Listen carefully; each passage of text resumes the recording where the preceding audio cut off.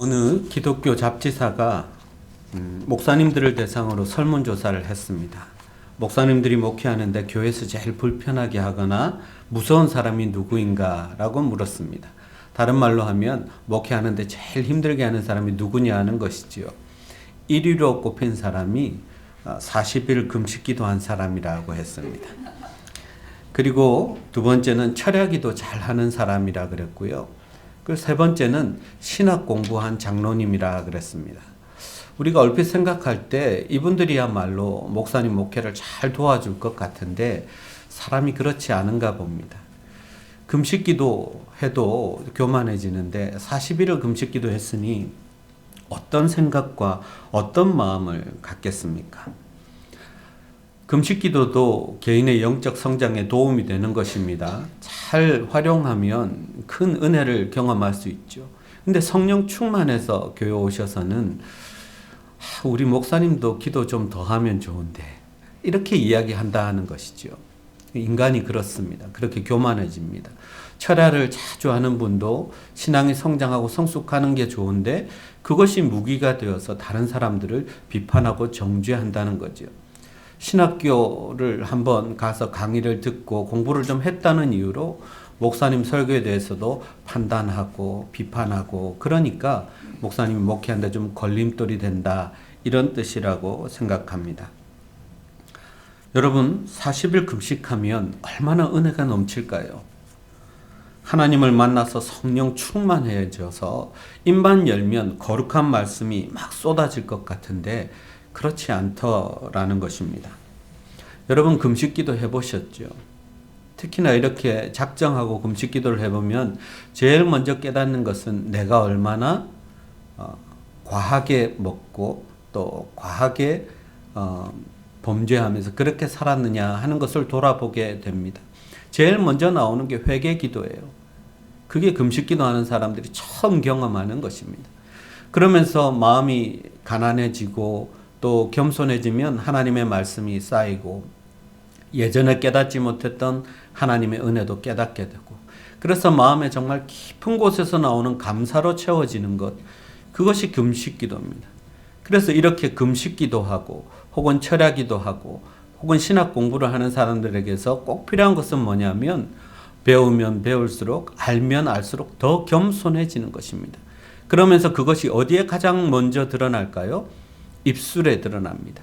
함부로 말하지 않고 함부로 판단하지 않고 겸손히 하나님 말씀에 순종하는 것이 금식하고 철야하고 그리고 신학 공부를 많이 한 사람들이 가져야 할 태도입니다. 그런데 이런 것이 교만의 도구가 되면 계속해서 다른 사람들을 비판하고 정죄한다는 것이죠. 그래서 오늘 본문에서 바울 사도가 이야기하고 있는 것을 보면 믿음의 공동체 안에서도 다른 사람을 계속 정죄하고 비판하는 경우가 있는데 이것을 사도 바울이 바로잡고 싶은 것입니다. 바울 당시에는 유대인들과 이방인들이 함께 신앙생활을 했어요.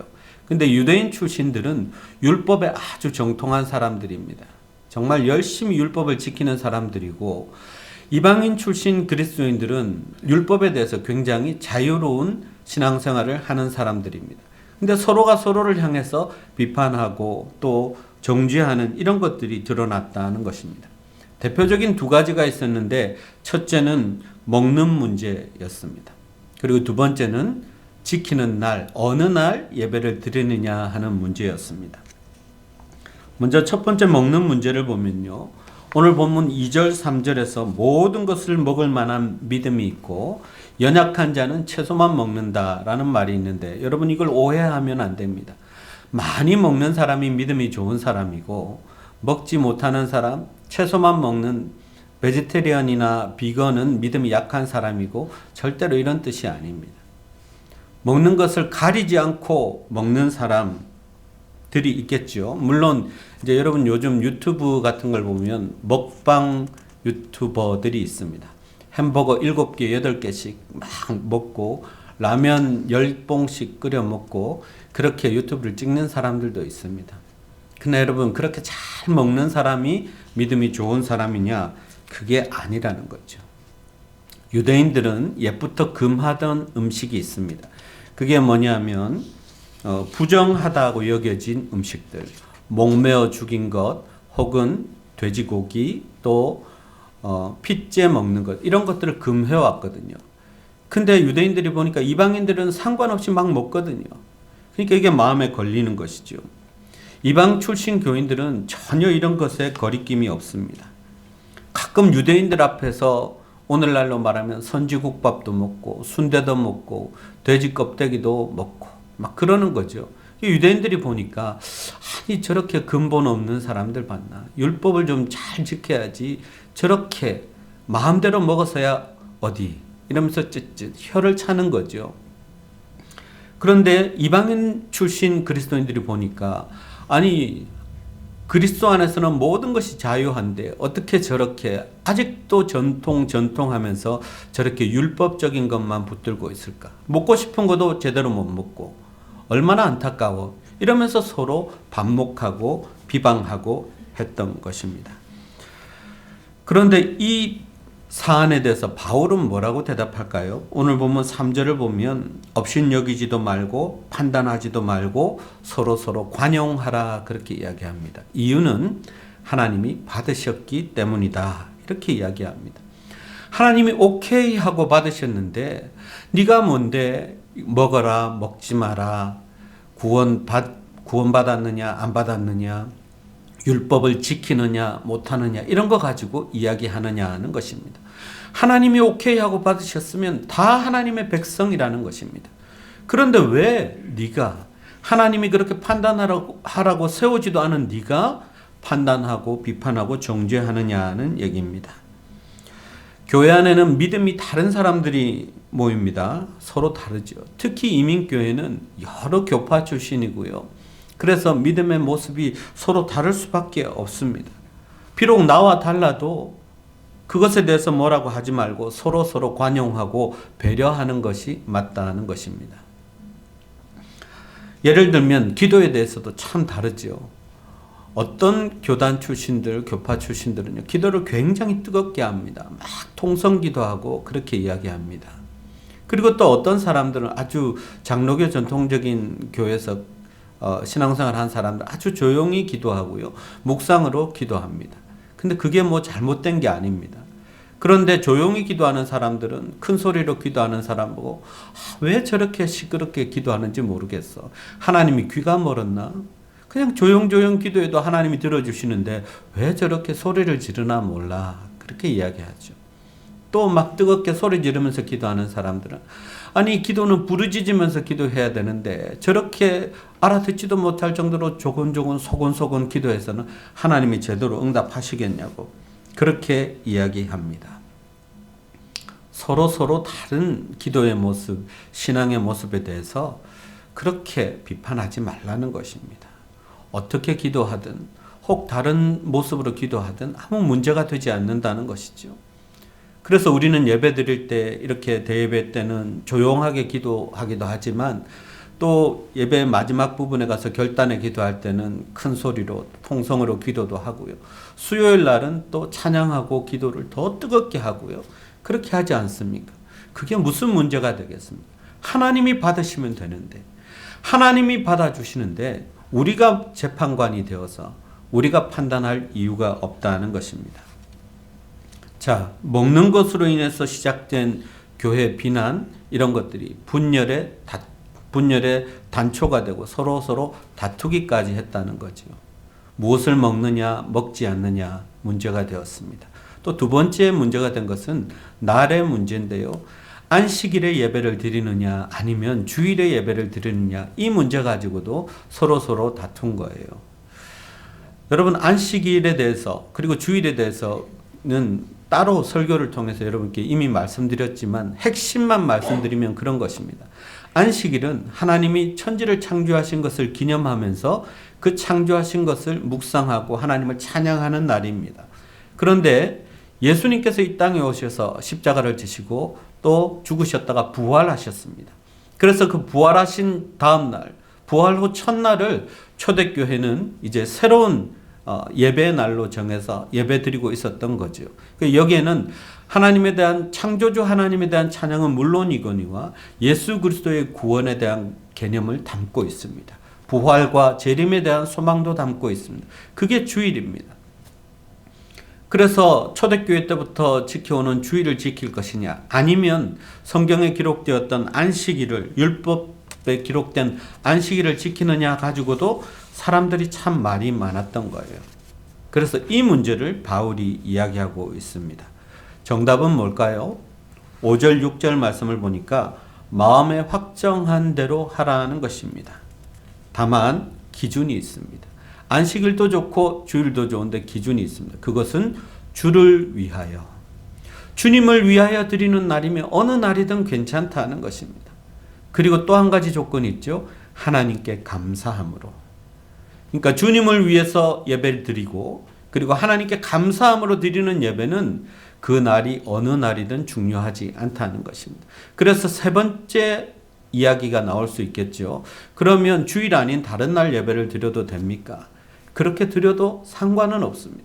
그러나 주일날 우리가 예배 드리는 이유는 초대교회부터 쭉 해서 교회가 잘 준비해서 목사님도 말씀을 준비하고 이렇게 함께 성도들이 찬양하는 예배를 주일날 드려온 이 전통을 지키는 것일 뿐, 다른 날은 마음대로 살고, 우리가 삶이 예배라고 그랬는데 다른 날은 전혀 그리스도인답지 않게 살고 주일날만 예배 드리는 것, 그것은 하나님이 받으시는 예배가 아니라고 말씀을 드렸습니다.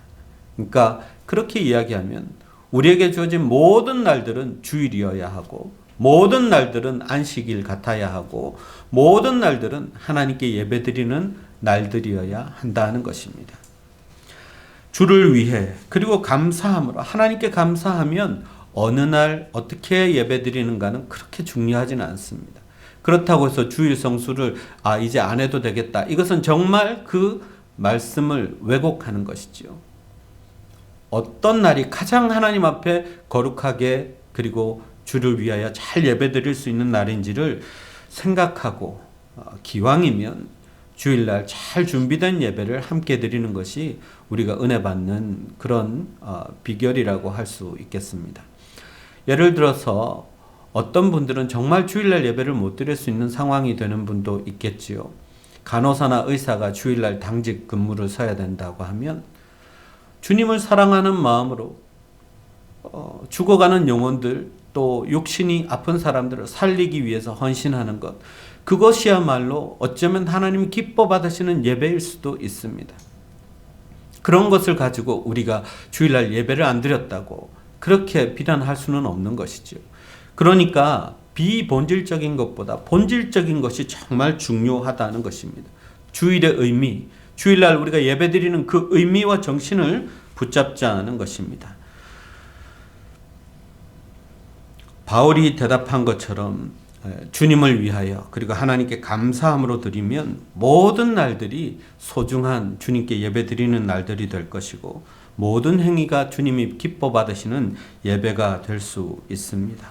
그래서 예배도 주를 위하여, 삶도 주를 위하여 드리면 그 날이 어떤 날이냐 하는 것은 그렇게 중요하지 않는 것입니다. 그래서 이 예배를 언제 드리느냐 가지고 다른 사람들을 또 비판하고 정죄하지 말라고 말씀하시죠. 왜냐하면 그들을 하나님이 다 받아주셨기 때문입니다. 하나님이 다 받아주신, 하나님이 사랑하는 하나님의 자녀들이기 때문에 그렇습니다. 오늘 본문 3절에 보면 그런 사람들을 업신여기는 행위를 경계합니다. 업신여긴다는 말은 제외시킨다, 왕따시킨다는 뜻입니다. 그러니까 먹을 것, 혹은 예배드리는 것 가지고, 혹은 예배드리는 모습 가지고 우리는 저런 사람들하고는 교제 안 해, 그러면 그것이야말로 하나님이 기뻐하지 않는 것이지요. 어떤 모습으로 예배드리고 어느 날 예배드리고 또 음식을 어떻게 먹든 상관없이 정말 우리 주변에 있는 사람들은 함께 품고 함께 하나님 앞에 예배드려야 될 우리의 형제고 우리의 이웃이라는 것입니다. 그것이 진짜 예배 정신입니다. 근데 내가 선택하고 내가 좋아하는 사람들과만 교제하는 것, 그것은 믿음이 좋은 것도 아니고 하나님이 기뻐 받으시는 것도 아닙니다. 더 잘 품고 더 많이 관용하고 더 잘 배려하는 사람이 믿음이 좋은 사람입니다. 그래서 비판하는 것, 정죄하는 것 우리가 내려놓아야 할 것입니다. 미국의 강해 설교가 찰스 스윈돌 목사님이 비판하지 말아야 할 7가지 이유를 말했는데요. 첫째, 우리는 모든 사실을 다 알지 못하기 때문입니다. 그리고 우리는 그 동기를 잘 완전히 이해할 수 없습니다. 또한 우리는 완전히 객관적으로 사고할 수 있는 사람이 못 됩니다. 그리고 우리가 그 상황에 있지 않으면 정확하게 알 수 없습니다. 그리고 우리가 보지 못하는 부분이 있을 수 있고요. 또 우리에게 편견이 있거나 우리의 시야가 흐려질 수도 있습니다. 마지막으로 우리는 불완전하고 일관성이 없습니다.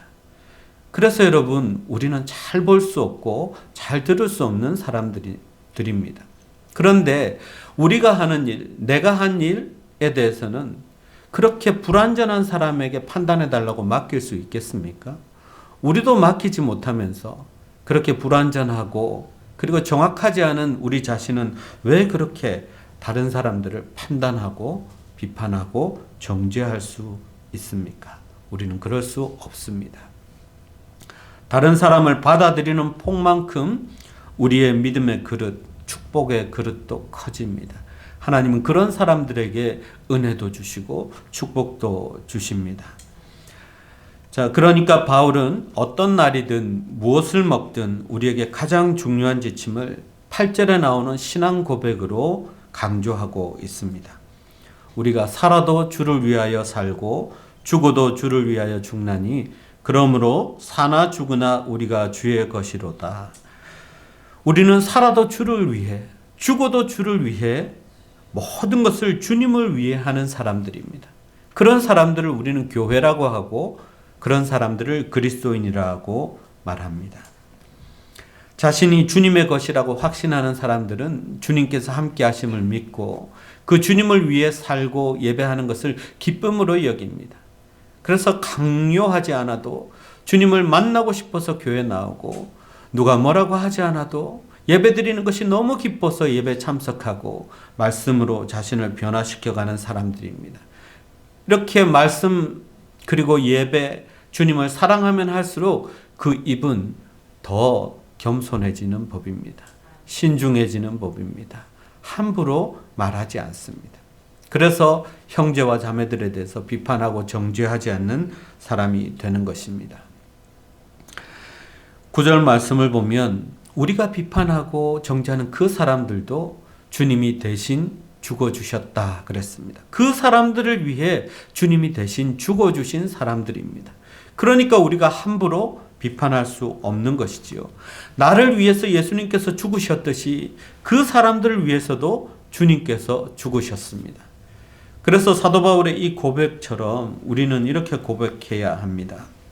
나는 주님의 것입니다. 그래서 살든지 죽든지 주님을 위하는 사람이 될 것입니다. 그리고 당신도 주님의 것입니다. 당신을 위해서 주께서 죽으셨으므로 저도 당신을 주님처럼 귀하게 여길 것입니다. 우리는 그렇게 고백해야 하는 것입니다. 그래서 여러분, 혹시 우리가 예배 드리는데 새신자나 새가족이나 왔는데 좀 혹시 담배 냄새가 날 수도 있고 혹시 어젯밤에 한잔 하셔가지고 숙취 냄새가 나고 그래도 어떻습니까? 그래도 예배 드리러 와서 주님 만나고 예배 드리면 얼마나 귀합니까? 그런 분들 귀하게 여겨야지. 그냥 냄새 난다고 우리가 한마디 쏘아 붙이면 어렵게 교회에 왔는데도 교회를 떠날 수밖에 없는 거 아니겠습니까? 우리 주변에 있는 믿음이 연약한 지체들을 우리는 품어야 합니다. 그들을 위해서 예수께서 죽으실 만큼 귀한 존재들이기 때문입니다. 그래서 나는 주님의 것입니다. 그리고 당신도 주님의 것입니다 하면서 우리가 섬길 수 있어야 할 것입니다. 살든지 죽든지 주를 위해 산다는 것은 예수님의 뜻처럼 우리 주변에 있는 이웃들을 위해서 섬기고 그렇게 사랑으로 대하라는 뜻입니다. 그래서 14절 이하에도 계속해서 먹는 것으로 형제를 판단하거나 비방하지 말라 그렇게 이야기합니다. 17절 말씀을 보면 하나님의 나라는 어떤 것이냐? 먹고 마시는 것, 그게 중요한 게 아니라 오직 성령 안에서 의와 평강과 희락이라 그렇게 말합니다. 여러분, 우리가 매일 뭐 먹는지 우리들 메뉴를 하나님께 검사받는 게 아닙니다. 우리는 하나님의 나라의 시민들로서 하나님께서 정말 우리 안에 의가 있는지, 우리 안에 희락이 있는지, 평강이 있는지를 보십니다. 주님 안에서 늘 의롭게 살아가며 주님 안에서 어떤 고난이 있어도 평강을 유지하고 평강 가운데 살아가며 어떤 고난 가운데서도 주님 때문에 기뻐하는 사람들, 그 사람들이야말로 하나님 나라의 시민들이고 백성들입니다. 우리는 그것을 위해 살아가는 것입니다. 살아도 주를 위해 살고 죽어도 주를 위해 죽는, 그래서 우리는 주님의 것입니다, 주님의 소유입니다 하는 이 고백을 우리가 잊지 말아야 합니다. 여러분, 우리가 주님의 것이라는 것은, 주님의 것이라는 사실은 우리에게 어떤 축복이고 어떤 특권이 있습니까? 내가 주님의 것이라는 말은 주님께서 내 모든 것을 책임지신다는 말입니다. 나의 미래도 책임지시고 내가 쓸 것도 책임지시고 내 삶을 주님께서 오직 책임지고 아름다운 삶으로 만들어가고 계시다는 뜻입니다. 비록 힘든 일도 있겠지만 고난도 있겠지만 우리가 주님의 컨트롤 하에, 주님의 책임 하에 있다면 주님께서 모든 것을 책임지십니다. 그것이 우리는 주님의 것입니다 라고 고백할 때마다 우리 안에 늘 새롭게 다가와야 하는, 우리가 붙들어야 하는 하나님의 말씀입니다. 여러분, 이스라엘 백성들 보세요. 그렇게 하나님의 뜻을 불순종하고 애먹이고 우상 숭배해도 하나님이 끝까지 책임지지 않습니까? 끝까지 축복의 땅으로 인도하시지 않습니까? 끝까지 하나님의 백성으로 삼지 않습니까? 그것이 바로 우리에게 약속된 것입니다. 우리가 주님의 것이기 때문에 그렇습니다. 하나님이 절대로 포기하지 않으시고 고치시고 싸매시고 고쳐서라도 쓰시는 것이 하나님의 백성들입니다. 하나님이 우리도 그렇게 만드실 것입니다. 그래서 우리는 이렇게 고백해야 합니다. 나의 나 된 것은 주님의 은혜입니다. 그리고 앞으로 나의 나 될 것은, 내가 살아가고 내가 이루게 되는 모든 것은 주님께 드리는 선물입니다. 우리는 그렇게 고백해야 할 것입니다. 살아도 주를 위하여, 죽어도 주를 위해 나는 사나 죽으나 주님의 것입니다. 여러분, 엊그제 한국일보 미주판을 보았습니다. 종교란에 이런 기사가 났어요. 작년 한 해 기독교 신앙을 지키기 위해 순교한 사람들이 4,849명이라는 것입니다. 저는 깜짝 놀랐어요. 이게 옛날 신문인가 하고 봤는데 바로 엊그제 그 날짜였습니다. 약 5,000명이 한 해에 아직도 순교하는 시대에 우리는 살고 있습니다. 기독교 박해를 감시하는 단체인 오픈도어스와 글로벌 크리스천 릴리프에 의하면 지난 한 해 나이지리아에서만 3,490명이 순교했고요. 아프리카, 나이지리아, 콩고, 에티오피아, 모잠비크 합해서 5,000명 가까이 믿음 때문에 순교했습니다. 지금도 교회가 공격을 받고 있고요. 폭발 사고도 일어나고요. 살해도 하고요. 그렇게 해서 수많은 사람들이 죽어갑니다. 한 해도 5,000명이 순교하는 시대에 우리가 살고 있습니다. 근데 여러분, 우리는 어떻습니까? 우리는 정말 살아도 주를 위하여 살고 죽어도 주를 위하여 죽을 수 있는 신앙을 가지고 있습니까? 사나 죽으나 나는 주의 것입니다 라고 고백하기에 부끄럼 없이 그렇게 하루하루를 살고 있습니까? 누군가에게는 믿음 때문에 목숨과 바꾸어야 하는 그 삶인데, 그 하루인데 우리는 그 하루를 믿음의 삶으로 채우고 있느냐는 말씀입니다. 우리의 하루하루가 얼마나 소중한 날들입니까? 믿음으로 채워야 하는 날들입니다. 우리는 이 날들을 얼마나 소중히 여깁니까? 얼마나 소중히 여기고 얼마나 주를 위해 살고 얼마나 하나님께 감사하며 살고 있습니까? 기도하겠습니다. 하나님 아버지, 우리에게 주신 귀한 믿음, 이 믿음 지키며 하루하루 믿음으로 살게 하시고 하나님께 감사하며 살아가는 주님의 백성들 다 되게 하여 주옵소서. 예수님의 이름으로 기도하옵나이다. 아멘.